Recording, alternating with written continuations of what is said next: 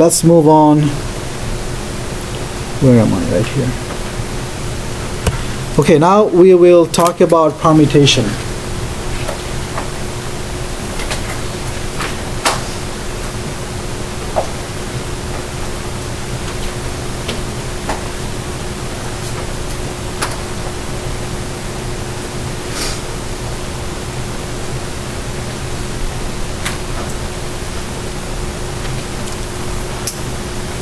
What is a permutation?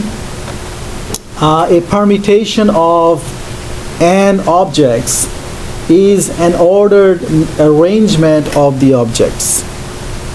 A permutation of n objects is an ordered arrangement of the objects. So here's an example.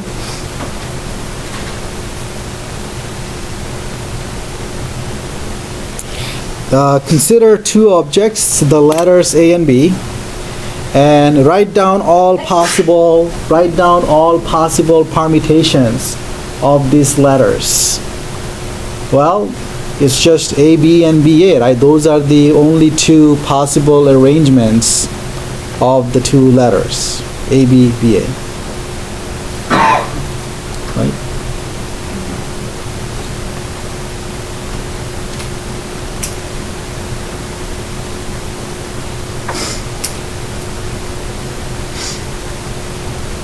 So the number of permutations of two objects is exactly 2. The number of permutations of two objects is exactly 2. I'm going to call that, instead of writing 2, I'm going to say this is 2 factorial. And I'll explain why I'm saying that. 2 factorial means 2 times 1. 2 factorial means 2 times 1. So the meaning of 2 factorial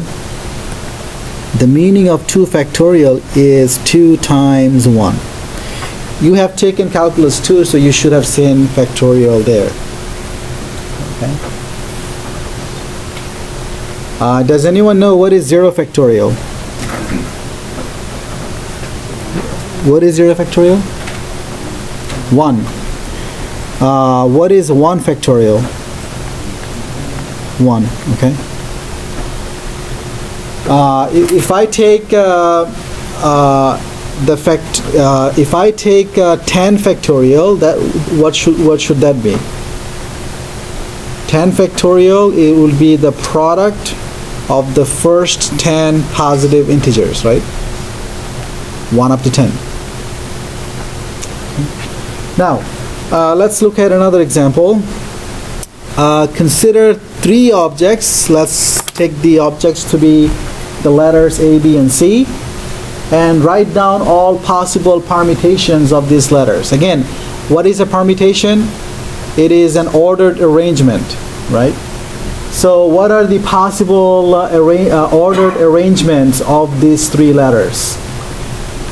So in order to come up with that, what I did is that, first of all, I took 2 of the objects at a time and then looked at how many arrangements do I have for each pair of objects. So for the pair A and B, I have 2 possible arrangements, A, B, B, A. For the letters A and C, I have 2 possible arrangements, A, C, C, A. For the letters B, C, and C, B, I have 2 possible arrangements, B, C, C, B, right? And then if I want to come up with arrangements of all 3 letters, well, then it's just going to be ABC, BAC, ACB, CAB, DCA, CBA. So the possible permutations of A, B, and C are ABC, BAC, ACB, CAB, DCA, CBA. There are 6 of them. Does everyone understand that these are the only ones?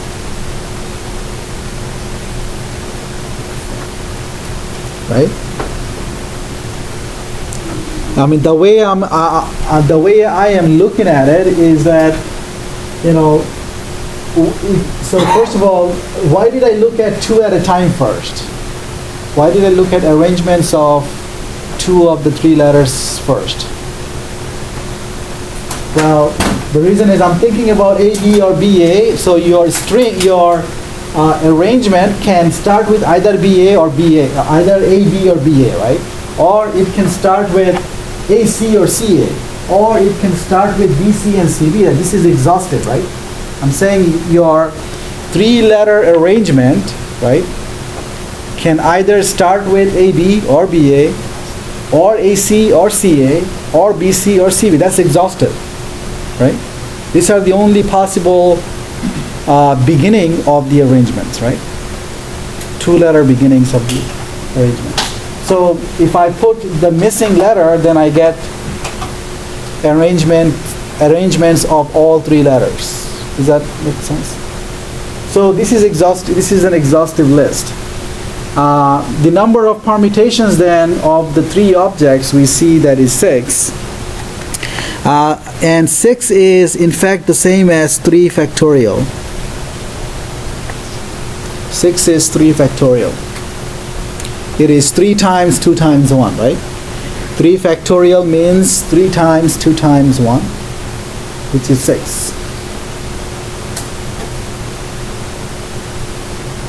Everybody understands why this list is exhaustive.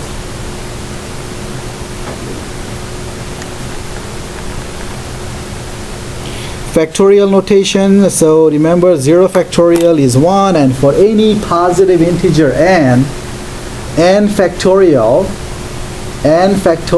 is the product of the integers 1 up to n. N factorial is the product of integers 1 up to n. So n factorial is the product of all integers 1 up to n.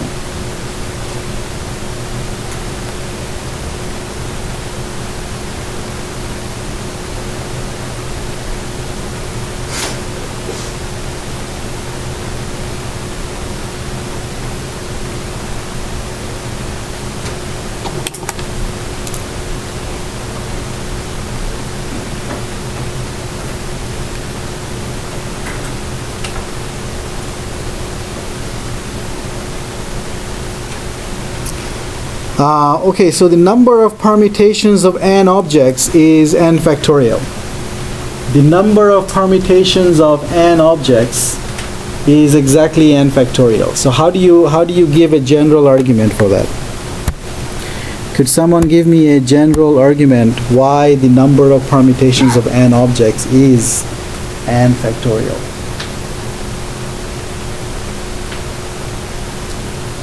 So a permutation is an ordered arrangement of the n objects, right? So think about you have n positions.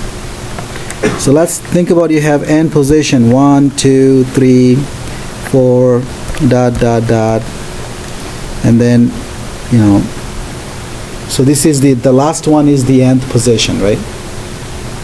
Is that making sense? The first one is, so I have n positions and I'm going to fill them out with the objects, right? Is everybody okay? So how many choices do I have for the first position? So now I am distributing the objects among the positions, okay? Or I am assigning the objects these positions, right? So for the first first position, how many choices do I have?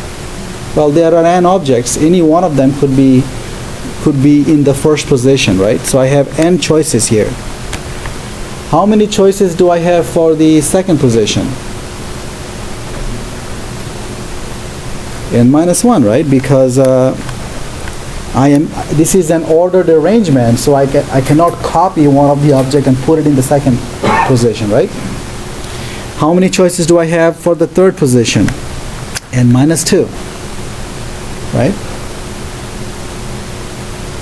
Now somewhere, you know what, let me make more positions here.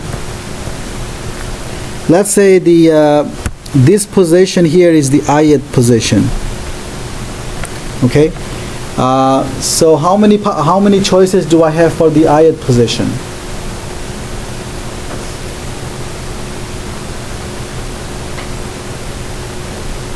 or let's say k. Let's say k. For the kth position, how many choices do I have? For the first position, it's n minus 0. For the second position, it's n minus 1. For the third position, it's n minus 2. You see the pattern? So for the kth position, n minus k minus 1, right? It's, remember, for the third position, you're subtracting 2, right? So for the kth position, you'll be subtracting k minus 1. So it'll be n minus k minus 1, right? And for the nth position, what is it? For the nth position, how many choices do you have? Obviously 1, right? Because you have n objects, n positions, right? Or if you follow this formula here, for the kth position, it is n minus k minus 1. For the nth position, it is n minus 1, right? Which is exactly 1, right? n minus 1 is 1. Okay? So there you go, that the number of permutations of n objects would be n factorial, because you have to multiply them. Again, to relate it to the multiplication rule, you can think of it in the following way. Experiment 1, pick an object for the first position. Okay? Then experiment 1 can be done in n ways, right? Experiment 2, pick an object for the second position. Well, for experiment 1, I have n minus 1 possible outcomes. Experiment 3, pick an object for the third position. Well, then experiment 3 has n minus 2 possible outcomes, and so on. So by the multiplication rule, I have to multiply them to get the total number. Is everybody okay? So the number of permutations of n objects, the number of ordered arrangements of n objects is n factorial. Here's an example. How many different batting orders are possible for a baseball team consisting of 9 players? Baseball teams usually they have 11 players, right? Am I wrong? They have 9 players usually? Okay. All right. How many different batting orders? See, I only watch basketball and the football, and I don't watch baseball. So I didn't know how many players are in a team. Okay, how many different batting orders are possible for a baseball team consisting of 9 players? What would be the answer? Well, it's basically the answer is basically the same as arranging the players in order, right? Right. So the answer is the same as the number of arrangements of 9 objects, right? Am I making sense? So we know that the answer would be the number of permutations,